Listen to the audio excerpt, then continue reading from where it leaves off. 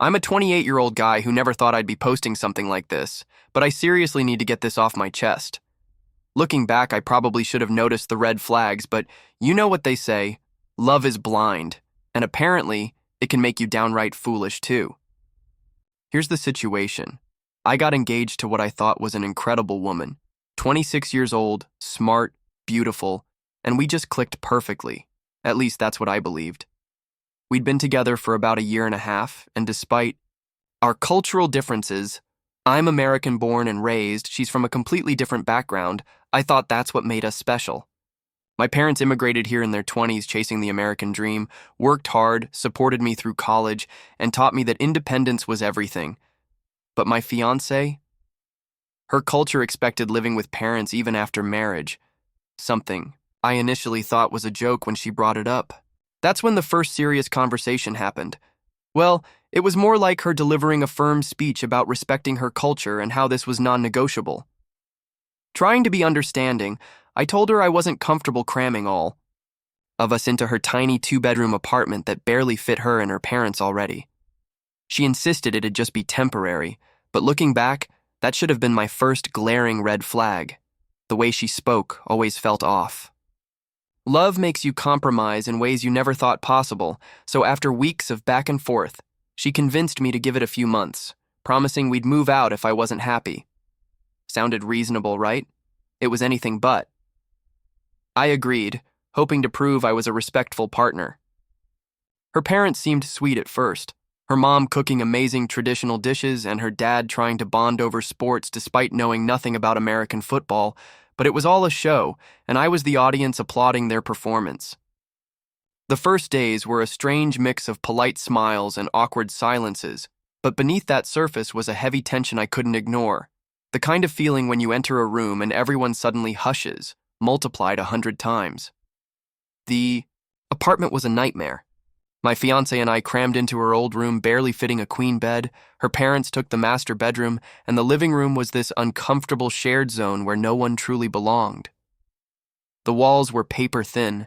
Every cough or whisper felt like a shout, and privacy became a distant, mythical concept I fantasized about at night. What really broke me was the constant chatter in their native language. Don't get me wrong, I'm not one of those English-only guys, but when 3 people living under one roof talk constantly in a language you don't understand, it eats away at your sanity. I begged my fiancée to teach me their language, hoping to bridge the gap and feel less like an outsider, but she always brushed me off with excuses like, "It's too complicated," or, "You don't need to learn it, we'll speak English." If I could go back, I'd shake some sense into my past self, but hindsight is 20/20. I just wanted to make it work, be understanding, be the guy who could handle the cultural divide. But those whispers, always in that language I couldn't grasp, were driving me insane. Every evening after a draining day at my tech job, I'd come home exhausted, only to find them chatting away, her mom throwing me glances like I was some kind of intruder, and her mom's voice sharp with urgency, telling my fiancé to get it done over and over in that language that sent chills down my spine. Whenever my fiancé and I discussed money or future plans, her mom suddenly needed a private conversation, leaving my fiancé stressed and her mom visibly annoyed. One time I was talking about buying a house after our wedding, something I'd saved for and worked hard at, and out of nowhere, her mom dragged my fiancé into the kitchen for a heated whisper session in their language, leaving me clueless, but uneasy. When they came back, my fiancé immediately started pushing joint bank accounts and adding her name to mine. Planning the wedding? Forget it. Every time I brought it up, she had some excuse. Work's busy, let's wait until after the living situation's sorted, but oddly, she had no trouble planning finances or how to get her name on my rental lease, which I hadn't even told her about. I tried talking to my parents, but they were so desperate to support this multicultural relationship that they made excuses and told me to be patient, that it was just cultural differences. But my gut screamed. Something was terribly wrong. The worst part? I started feeling insane, like the only one seeing the truth while everyone else acted normal.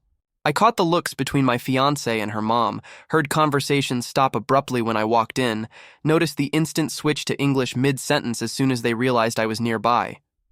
I became paranoid, documenting every strange moment, the Specific questions about my income from my future mother-in-law, my fiancée deflecting any talk about her immigration status, the intense hushed discussions in their language that ended as soon as I entered the room.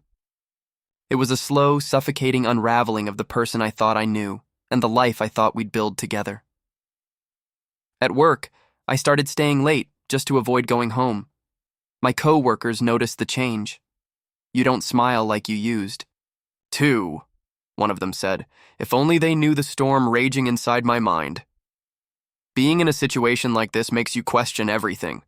Was I being paranoid? Xenophobic? Was I just imagining problems because of stress over the engagement?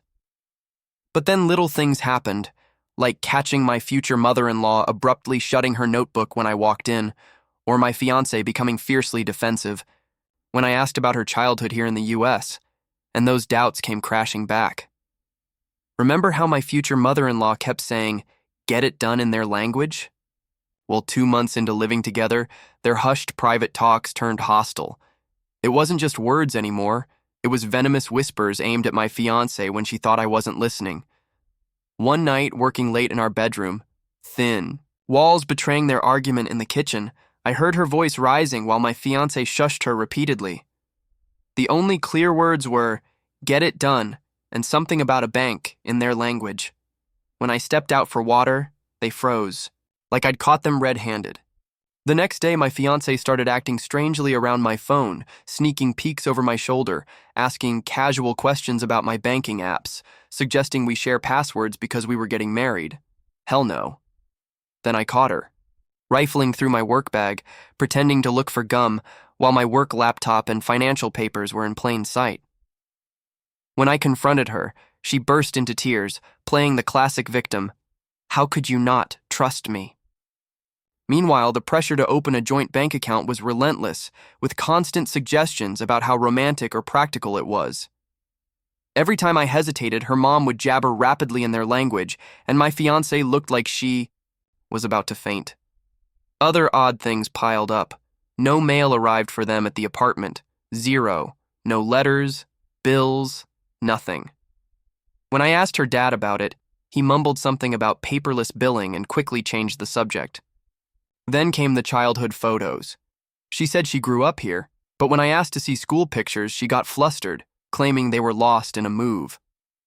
Later, I overheard her shouting at her mom in their language about those photos, and they both froze the moment I walked in.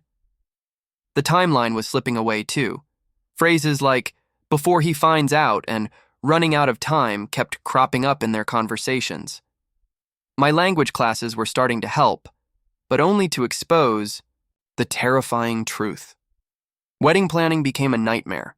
My fiancé pushed for a rushed courthouse ceremony, getting anxious and whispering urgently with her mom whenever I suggested a proper celebration with family.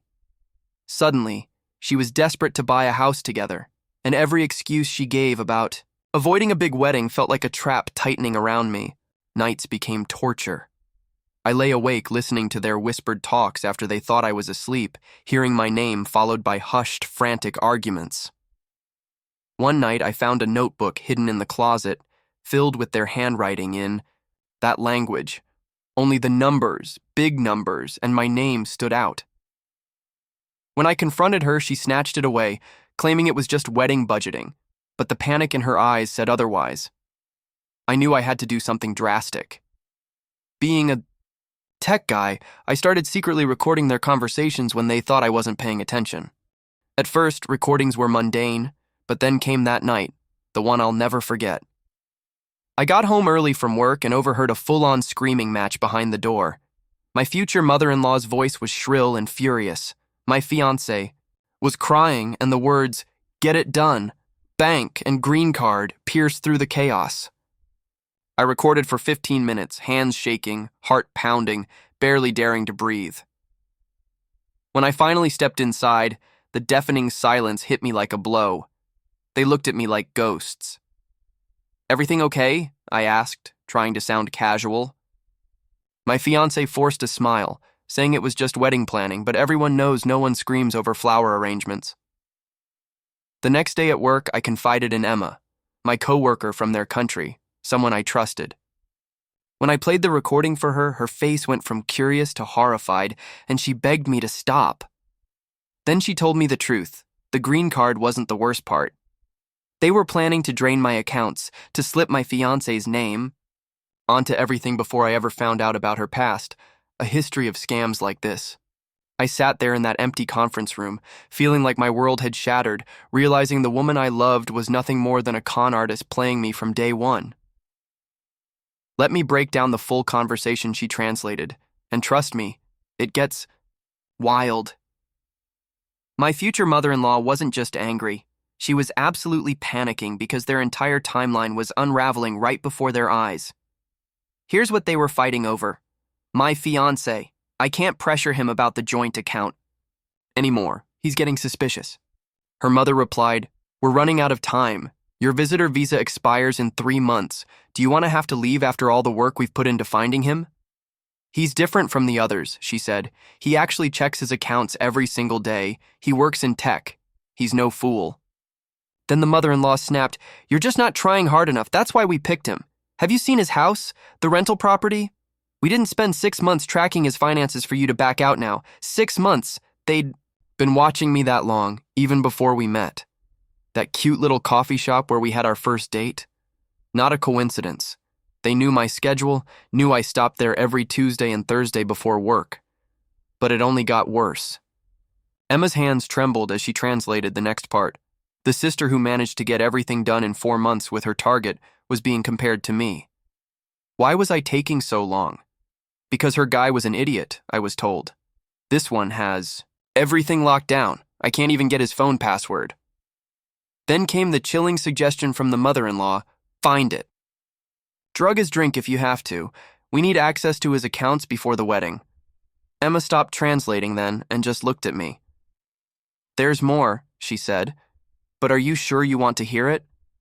I nodded, desperate to know the whole truth. My fiancé asked, "What if he finds out about the others?" The mother-in-law replied coldly, "He won't. That idiot never pressed charges. He was too embarrassed to admit he fell for it, just like the others." Others, plural. My fiancé and her family had done this before, multiple times. I was just the latest mark in their elaborate family scam. Emma explained they were talking about at least 3 previous victims. Their word, not mine. The worst part, the gut punch I'll never forget, was hearing my so-called loving fiancé say, "Why do you think I agreed to marry him? Have you seen his house? It's huge. He doesn't know I don't have a green card. I'll have to coax him into believing." My story. We're engaged now, but we need to wait to make our move. He's loaded. We just have to be patient. Loaded. I'm a software developer with a decent job and some savings, but in their eyes, I was a walking jackpot. The rental property I'd scraped and saved for was like a flashing dollar sign to them. Emma revealed more context. The whole thing wasn't just a green card scam, it was a full-blown family business. They'd identify targets, single, financially stable men with few family ties, gather intel on their finances, then orchestrate chance encounters with my fiancée or one of her sisters. The plan was always the same: get engaged quickly, push for joint accounts, rush the wedding, drain the accounts, and disappear. Sitting in that conference room, I felt like I was going to pass out. Emma kept asking if I needed water or if she should call someone, but who do you call when you discover your entire relationship is a meticulously planned con? Then Emma dropped another bomb. They'd done this recently. They mentioned a guy in Detroit who almost caught them, and they had to flee in the middle of the night. Suddenly, everything made sense. The pressure on joint accounts, the hidden notebook with financial details, the constant refusal to let me learn their language, the push for a rushed courthouse wedding. They weren't just after a green card. They were after everything. After that terrifying conversation, I couldn't return to work. My hands shook so badly I could barely type, and I kept running to the bathroom to throw up. Emma, an absolute angel, told our boss I had food poisoning so I could go home. But I couldn't go back to that apartment, not to them. Instead, I called my dad. Looking back, I'm so grateful I did. The conversation was raw. "Dad, I need help. Like right now." What's wrong? Are you okay? It's the engagement. It's all fake. They're trying to scam me. Silence. Then, I'm on my way. Don't go home. Meet me at the diner. I waited there for 45 minutes, jumping at every door opening.